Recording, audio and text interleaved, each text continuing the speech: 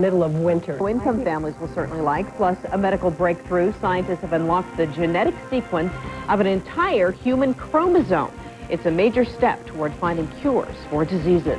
We'll see you back here at 6 o'clock. Right now, here's NBC Nightly News and Tom Brokaw.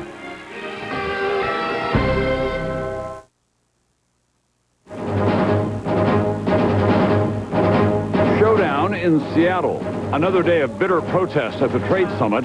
What's driving the demonstrators? And President Clinton's place in a city under siege. Tax plan. George W. Bush reveals what he would do about your taxes if he gets to the White House. Plus NBC News in depth. Your taxes this year. What you and your family need to do before the calendar runs out. And America's newest panda gets a new name and marks a milestone. What is it about America and its love affair with these distinctive bears? From NBC News World Headquarters in New York, this is NBC Nightly News with Tom Brokaw. Good evening. A day of hostile confrontations on the streets of Seattle. Another day of politically charged demonstrations aimed at the World Trade talks. And President Clinton is now in the city, so the stakes are even higher. The demonstrators, representing a wide range of interests, claim the trade summit is making too many concessions to big corporations without enough attention to environmental and human rights concerns. We begin tonight with President Clinton's role. NBC's Claire Shipman is in Seattle traveling with the president. Claire? Tom, the president stepped into the fray here in Seattle today, and he found a city heavily secured for his arrival. In classic Clinton style, he tried hard to please everyone involved in these contentious trade talks, at the same time condemning all the violence.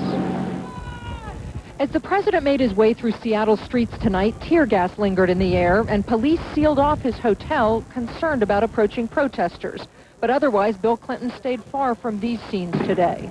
More than 150 members of the Secret Service are in town, backed up by local police to keep the president on schedule. Today's first stop, the Seattle port, far from the demonstrations, but they were still very much on the president's mind. For those who came here to peacefully make their point, I welcome them here because I want them to be integrated into the longer-term debate. To those who came here to break windows and hurt small businesses or stop people from going to meetings or having their say, I condemn them. In fact, the president's aides say when he saw the pictures of the destruction, he grew visibly angry. And sources tell NBC News that the Secret Service was so worried at what they called the slow reaction of the Seattle police yesterday, they warned them to get things under control before the president's arrival. The day was a delicate balancing act for Clinton. He acknowledged demonstrators' fears that international trade often ignores job security, human rights, and the environment, but he also met with a friendly audience of U.S. farmers, looking at their produce and trying to make the case that freer trade is good for the United States. I do not see how we can have the country and the future we want unless America continues to be a leading force for expanding trade. And then later, meeting with the world trade ministers, Clinton argued against special treatment for European farmers because it hurts farmers here. With trade, it's impossible to please everyone because someone is going to be hurt by any deal that comes out of this or any other meeting. The group most likely to be disappointed, at least in the short term, the demonstrators. Even though they've grabbed all the headlines and even though some of them will meet with the president later, experts say that most of their demands are simply no match for the relentless drive to tear down trade barriers. Tom? Thanks very much. NBC's Claire Shipman tonight in Seattle. Activists promised confrontations when the trade summit was first announced for Seattle, but few expected the demonstrations to be this large or this unruly. The latest on the scene in the streets and what drives the protesters tonight, from NBC's George Lewis. Mass arrests today in Seattle. Police hauling away 250 protesters by noontime. Most charged with nonviolent offenses, such as blocking streets. You touch me that thing. Not Police use buses to transport prisoners to a nearby Navy brig, which rapidly fills up. God bless America. In downtown Seattle, shopkeepers board up their windows after yesterday's rampage of destruction and looting. National Guardsmen join police in patrolling the streets of the downtown area. Groups of protesters clean up the graffiti sprayed during the clashes with police. And some worry that the message of their protest is getting drowned out by the acts of violence.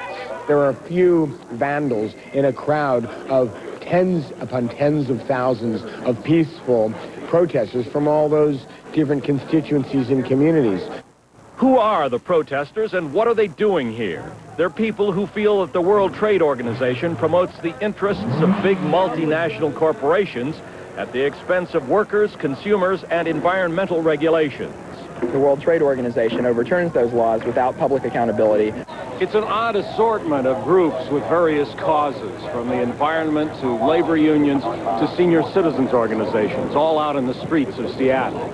Animal rights activists worried that the international fishing industry is killing off sea turtles and other endangered species. Labor union leaders who charge the trade group is exporting American jobs to sweatshops in underdeveloped countries. I've never seen steel workers and tree huggers right next to each other. This isn't a bunch of loser hippies on welfare, druggies that are out here protesting. These are working people that are trying to keep jobs and feed their families. The World Trade Organization meetings here continue through Friday, and so will the protests. Officials say they'll keep the state of emergency and overnight curfew in effect to prevent more violence. George Lewis, NBC News, Seattle. And when we come back here, NBC News in Depth tonight, read his lips. George W. Bush outlines his economic plan, including a huge package of tax cuts. We need a tax system that makes it easier, not harder, to join the ranks of the middle class. The Republican frontrunner's proposal to slash taxes, what it could mean for you. And the first ever roadmap of a human chromosome. Why scientists say this is an achievement as important as putting a man on the moon. The GMC Convoy 2000 is here. Trucks with capabilities that will change the way you look at the road. Professional-grade pickups, SUVs, and family vans, designed better than they need to be. Like the incredibly smooth-riding 2000 GMC Jimmy, an SUV with a full-length steel frame, its backbone. Now get $2,000 cash back when you purchase select 2000 Jimmy models. GMC. Do one thing, do it well. A significant discovery in eye health may be lutein, a nutrient found in these healthy foods. Now Centrum has the only leading multivitamins with lutein to help maintain your precious sight. Centrum Silver, now more complete with lutein. Look! Enterprise Rent-A-Car. Ellie's renting again. And Enterprise picked her up again. She said Enterprise picks her up free. Free? Free. Now that makes renting easy. Pick Enterprise. We'll pick you up. On Lifeline tonight, an international team of researchers has crossed a major milestone in the effort to map the most basic building block of human life, human DNA. Here's NBC's chief science correspondent, Robert Bazell, with this astonishing discovery. It is a monumental step in the biggest project ever to understand human biology. Scientists have unlocked the genetic sequence of an entire human chromosome, a big part of the worldwide effort to reveal all the genes that make up a human being. Dr. Francis Collins of the NIH. The experience of being able to look at a chromosome in all of its detailed glory is hard to describe. It gives you chills. It gives you a sense of history. All of the genetic information, the DNA, for a human being is packed onto 23 pairs of chromosomes. The researchers have unlocked all the details of one chromosome, number 22. Turns out it contains 545 genes, 298 of them unknown to science until now. We now have the opportunity to go in and try to figure out their function. You have the script in front of you. Without the script, it's pretty hard to do that. Now we've got it. What might they do? Some of them cause diseases. On chromosome 22 alone, the one just completed, scientists already know of genes that play a role in 35 diseases, including some cancers, schizophrenia, deafness, and heart disease. But genes are much more than diseases. They are eye color, hair color. What makes us different from each other and from other creatures? It's us, and it has a lot to do with our health as well. There could hardly be a more fundamental thing to get your mind around than the instruction book. Scientists expect to finish the sequence of all the human genes within 3 years. With one chromosome done, the work will go much faster as scientists race toward a total understanding of what many call the human book of life. Robert Vizell, NBC News, Washington. When we come back, cutting taxes. NBC News in depth tonight. What George Bush says he would do about your taxes if he gets into the White House. And giving to charity isn't the only way you can cut thousands from your tax bill before the end of the year. What you need to know right now. Nobody in America sells more office products to more businesses than Office Depot. You can shop our store. Or you can shop our catalog. You can shop online. Taking care of business. It's all mine. Taking care of business and working overtime. Work out. Office Depot. Taking care of business.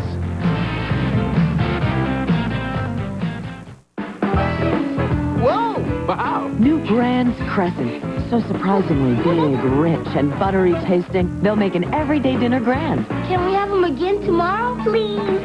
Sure. Sure.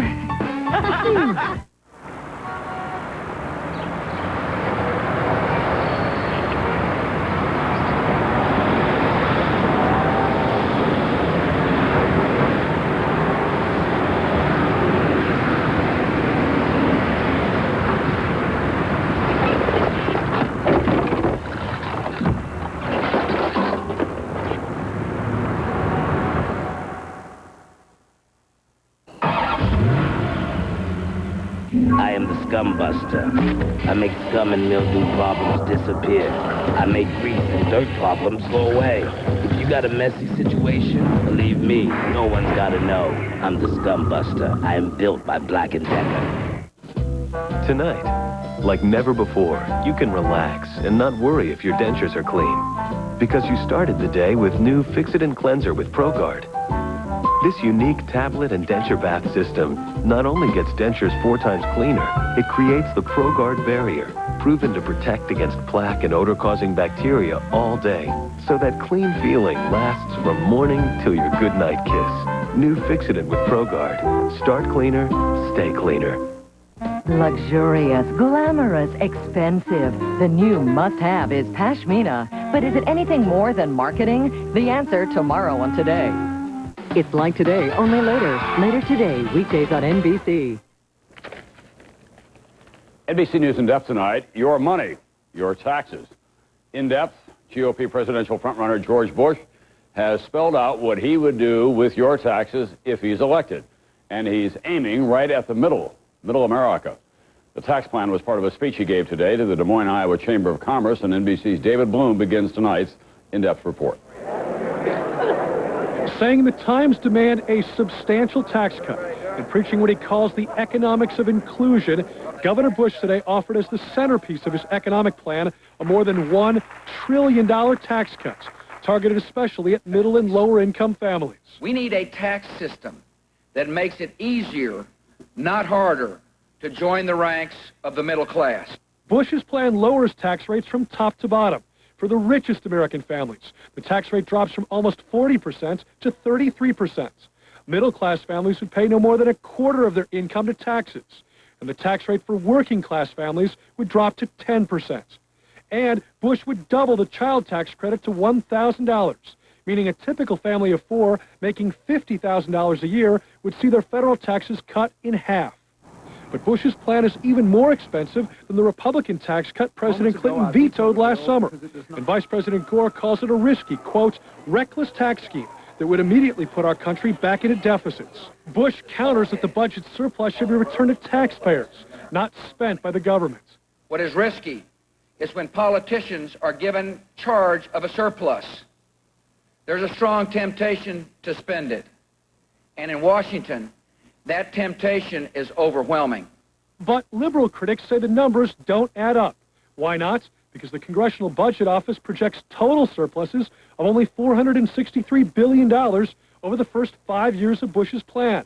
But his tax cut alone would cost $483 billion, leaving no money for higher defense or education spending. He'd either have to raid the Social Security Trust Fund, or he'd have to have gigantic cuts in everything else the government does. But Bush, using rosier economic numbers, projects to be $100 billion left for extra spending, a debate he relishes, hoping to prove he's not just the candidate with the most money, but the one with the best ideas about how to spend it. David Bloom, NBC News, Washington. You don't have to wait for political promises to come through to save on your taxes, it turns out. This year, more than 35% of the nation's total income will go toward paying taxes. The most recent figures show individual Americans paying $727 billion annually in income tax. Now, with the end of the year closing in, there are ways to save thousands on your tax bill. NBC's chief financial correspondent Mike Jensen continues tonight's in-depth reporting. In California, John Pradon gives boxes of old clothes, beach balls, furniture to the Salvation Army. A big-hearted holiday giver? Thank you. Or out for a tax deduction? I'll actually use it for taxes.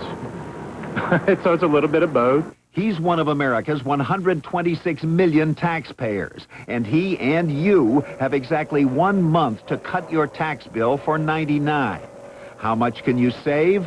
We asked Marilyn Callister at the accounting firm of Arthur Anderson in New York. A typical taxpayer, if they just do the right things before the end of the year, they can save themselves about $3,000 in taxes. Not only by giving to charity, where the typical tax saving is $1,000 if you give away $5,000, but lots of other ways. For example, pay some bills now that aren't due until next year. Deductible things like state and local taxes, mortgage, health insurance premiums, interest on student loans.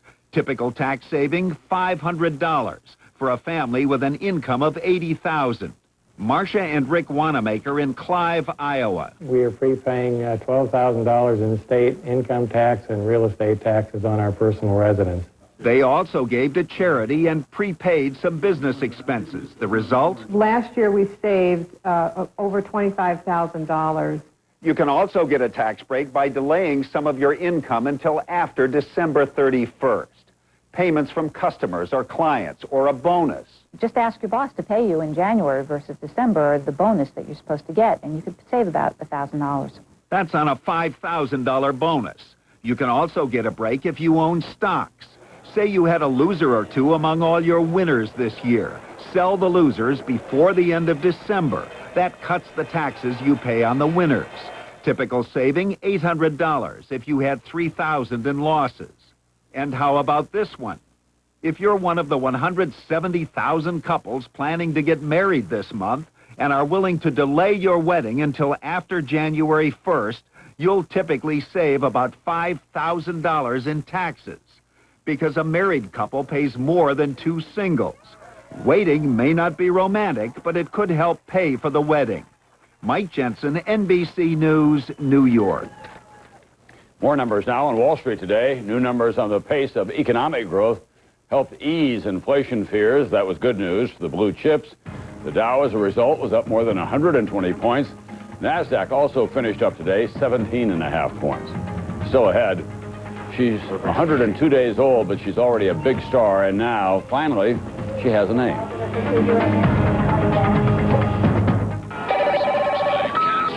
Where are you? The meeting started. The world doesn't stop for the flu, but you do. Did you know there's something you can do for the coughing, fever, chills, the body aches that can make you miserable for weeks? Your doctor could prescribe a pill that attacks the flu virus itself, not just the symptoms. As soon as flu symptoms start, call your doctor for information about prescription pills with the power to beat the flu faster, so you can feel better faster. I'm the Black & Decker floor buster. I eat broken glass for breakfast. I eat cat litter for lunch. Let's just say I have an insatiable appetite. I'm the floor buster. I'm built by Black & Decker. Folks, I know we've been playing football on Mondays for over 25 years. But our friend Gus Willie here has a problem. He bowls Monday nights. I bowled once. So this year, we're going to do things just a little differently. Wouldn't it be great if everyone tried to make your life easier? Catch all the action on Thursday Morning Football. We do. 5-Star. A new way to sell and service cars and trucks. It's better. We'll prove it. I should have used Preparation H. Cool it fast. Introducing Preparation H Cooling Gel. Cools on contact for fast relief. New Preparation H Cooling Gel cools on contact. Honey, I'm going to Staples to pick up a few gifts. Be back soon. Attention shoppers, looking for the perfect gift? Well, check out aisle 3 for great prices on Sharp mobile organizers. And save on Panasonic phones. No, not you! You, yes! And I, or any husband, would love one of those nice global chairs. I need a leather one! Get a leather chair! For great gift ideas and over 7,000 items at guaranteed low prices at Staples. Yeah, we've got... These new mops promise static electricity will clean your floors like never before. Now, News Channel 8 puts them to the test. Does it work? Tonight at 11 on Northwest News Channel 8. Where the news comes first. Meteorologist Matt Savino, weeknights on News Channel 8. In Russia tonight, the Kremlin says that Boris Yeltsin is in the hospital with pneumonia, but he is getting better.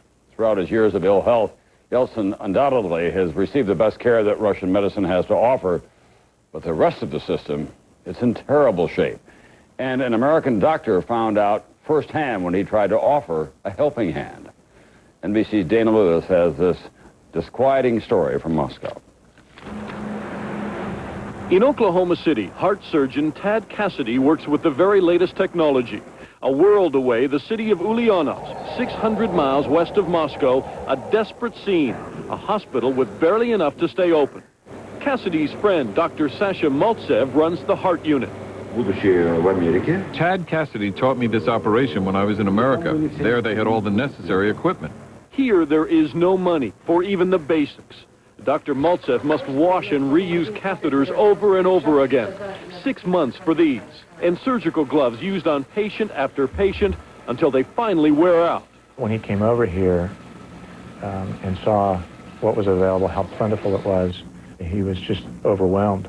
The two met when Dr. Maltsev trained with Dr. Cassidy in Oklahoma City 7 years ago.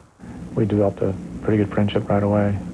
But when Maltsev told his friend that back in Russia he had so little equipment that he could only operate on only half his patients, Cassidy was stunned.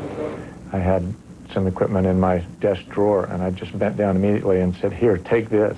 He was so moved, Cassidy organized the city's medical community to donate $800,000 worth of vital supplies and ship them to Russia.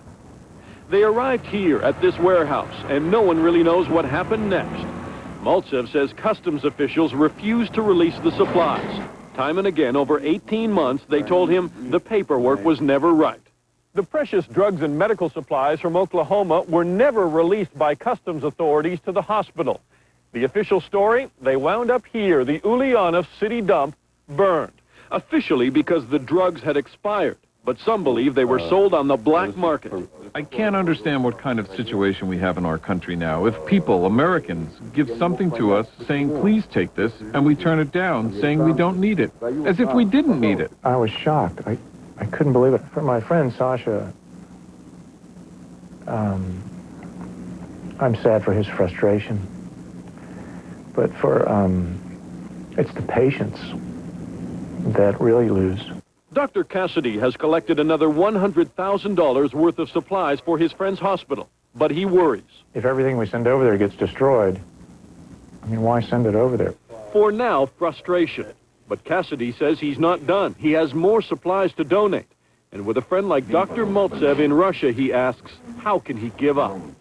Dana Lewis, NBC News, Ulyanovsk, Russia. I'll be right back. Who would you like to call? Frank?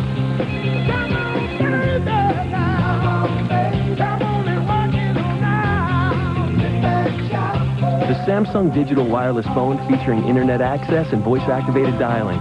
Flip the phone, shout the name, and Samsung dials the number. Samsung Digital. Everyone's invited. If you're one of the 36 million people who wear dentures, this is big. New 5-Minute Polydent clean stains, then formed an invisible PolyShield barrier so you feel fresh all day. 5-Minute Polydent with PolyShield. Yeah. Let me get this straight. Yes. Are you actually saying I don't have to pay you a separate commission every time I trade a stock? Exactly. I'd pay an annual fee instead. Right. Is anyone getting We this? don't pay you a commission every time we trade. What's your motivation? It's just like always, Ann, your best interest. Could you just explain it again? Maybe what it is the fee is based on the value of our portfolios. So when we succeed, they succeed. Well, you'll have to be patient with us. This is all very new. Did you see this? That's very interesting. Yeah. Look at that one. Mm-hmm. Looks good. What about that one? That's a good one. So, what do you think? Let's eat them. Hershey's Pot of Gold. Not a bad one in the box. The GMC Convoy 2000 is here. Trucks with capabilities that will change the way you look at the road. Professional-grade pickups, SUVs, and family vans designed better than they need to be, like the incredibly smooth-riding 2000 GMC Jimmy, an SUV with a full-length steel frame, its backbone.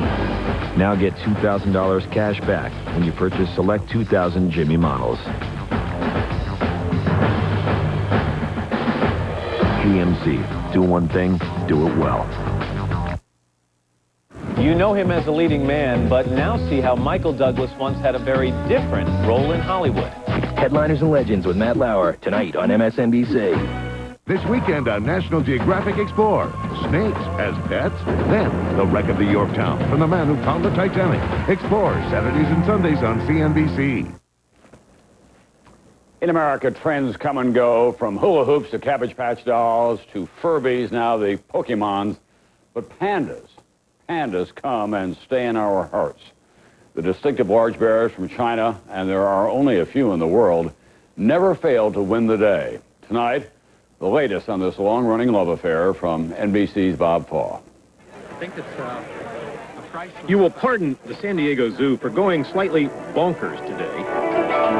All this hoopla to announce the name of the giant panda born here 102 days ago. In Chinese, Huamei. In English, China, USA.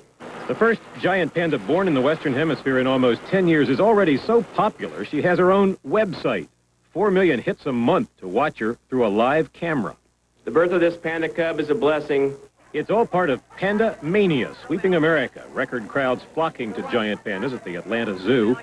At Washington's National Zoo, 3 million people a year pronounce Ling Ling and Xing Xing adorable, cuddly. These are all things that are characteristic of our babies, and we're genetically programmed to just melt when we see those things. Xing Xing, the name means shining star, became just about the most famous animal in America, snarfing down 40 pounds of bamboo every day. That's 7 tons every year. He also craved cooked sweet potatoes and blueberry muffins from Starbucks. And he was just a very easygoing, very appealing guy. So Sunday, when his kidneys failed and the zoo had to put the 28-year-old to sleep, thousands grieved. I know he was sick and old, but I'm sad that we're not going to have a panda. Hundreds of cards and letters arrived, along with a rose put near the tire he chewed, and today, a wreath with a bamboo sprout. This zoo would love to get another giant panda, but the price is very steep. The Chinese will lend a pair for 10 years for $1 million a year. In zoos now, there are just 120 pandas. Once, large numbers roamed throughout China. Today, there are barely 1,000 living in just a few areas there, protected but endangered. In the last 25 years alone, we have seen the loss of over 50% of what remains of the giant panda's habitat. Which no doubt helps explain why we miss them so much when they depart and get so very excited when they arrive. Bob Fall, NBC News, Washington. And we leave you tonight with the lighting of the Rockefeller Center Christmas tree, the biggest, grandest